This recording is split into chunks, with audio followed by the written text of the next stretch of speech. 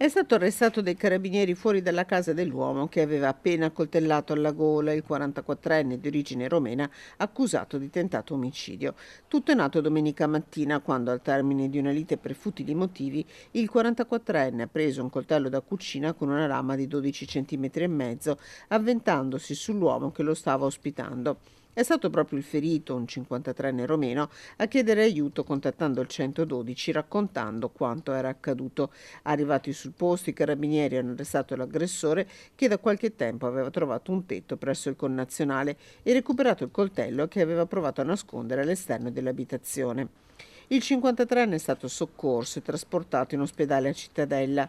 Già noto alla giustizia, il 44enne arrestato era destinatario della misura del divieto di avvicinamento per maltrattamenti in famiglia e atti persecutori nei confronti dell'ex moglie dalla quale era stato allontanato nel 2023.